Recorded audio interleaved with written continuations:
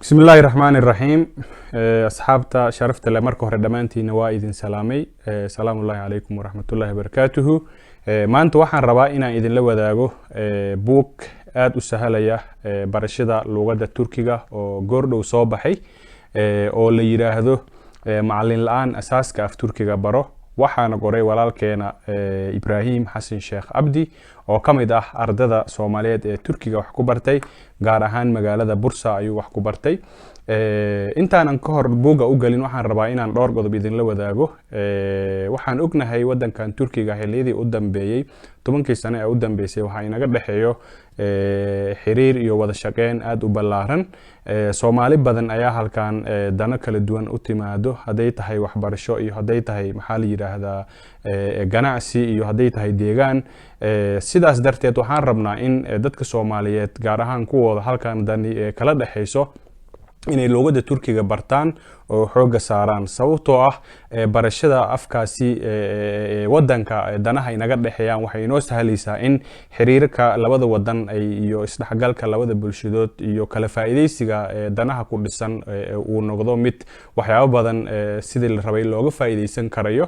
sidaas darteed baan maxaa la dhahay u dhiirigelinaynaa in maxaa la dhahay luqadda si fiican loo barto gaar ahaan ardada halkan imaanayso iyo sidoo kale waalidiinta iyo dhammaan bulshada Soomaaliyeed iyo jaaliyada halkan ku nool inay muhiimad adag siiyaan dana gaar ah ayaa inaga la dhaxeeyo sababtoo ah wadankan caalamiyan sidoo kale muhiimad gaar ah ayuu leeyahay marka la eego positionka ama locationka uu ku yaalo dunida uga yaalo iyo heerkiisa horumarnimo xiliyadii dambe ay soo gaareen bulshadani soo gaartay. sidaas darteed waxaan rabnaa in bulshada Soomaaliyeed aan ku dhiirigelino barashada luqadda. hadda waxaa qadka telefoonka si toos ah uga jiro walaalkeena Ibrahim oo aan rabo inaan weydiiyo dhowr su'aalood ayaan rabaa inaan weydiiyo. walaal Ibrahim soo dhawow marka hore waan kuga hambalyeynaya buuga aad inoo qortay ee bulshada Soomaaliyeed ay si fiican uga faa'iideysan karaan runtii. waan kuga hambalyeynaya waxaan rabaa inaan dhowr su'aal ku weydiiyo.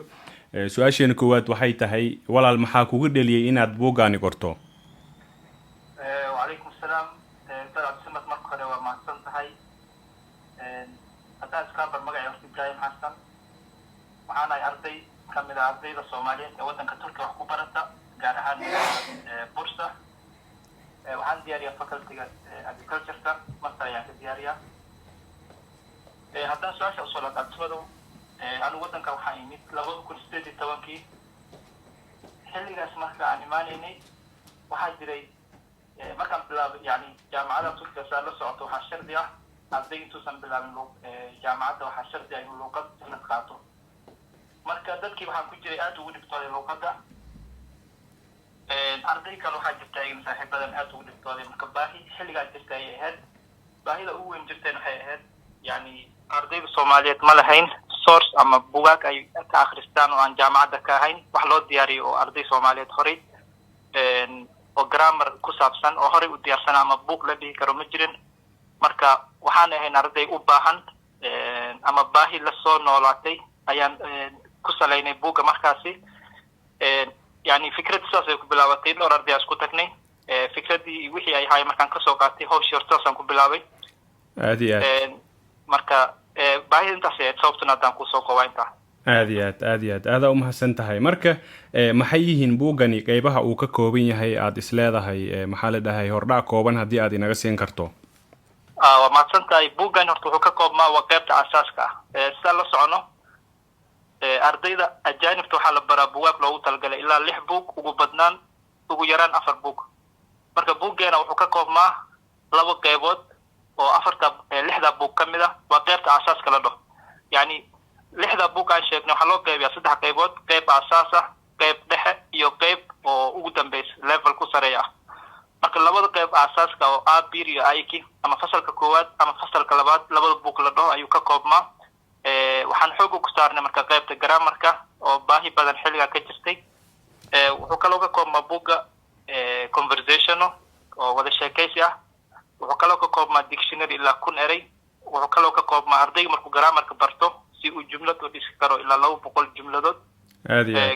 grammarkas markaan dhameyn dabcan jumlooyin aan ku dhisi jirnay laakiin 200 jumlo waa jumlo soocan ardayga waxay ka caawinaysaa marka wixii uu soo bartay si uu jumlad uga sameyn karo. si fiican Ibrahim waa si fiican waaye waxaan gartay in qofkii buugani asaaska ah barto in boqolkiiba 30 ugu yaraan uu baranayo asaasiyaadka luqadda uu baranayo sidaas ayaa ii baxday marka waxaan dhihi karnaa yani buugta grammarka lixdaas buug aan sheegnay 4 buug kaliya ayaa grammar ah ardayga baajkan waxa la labada buug 4 buug oo grammarka duu barto waa la ogolaanaa jaamacadiisa marka labada buug waxay u dhigmaan haddii ardayga baajka ama grammarka guud ahaan la dhigo loo fiiriyo يعني حافو دقما ما دام أفر بوجا يهم بوقت جرامركا لا بيكي جابري وحي كدم بيوحلا ويعني وهاي ليفل وأي جرامر مع جرامر وحكودا ماذا أي بيكي عادي marka keena labada book markii la fiiri waa half kamida buugaagta grammarka ardayda Janet loo tarjumay aad Ibrahim ilaa hadda ma jiraan dad inta ay buugaasi akhriyeen ku sheegay sida ay uga faa'iideysteen oo looga dabarshadeeda ugu sahlay ku sheegay ma jiraan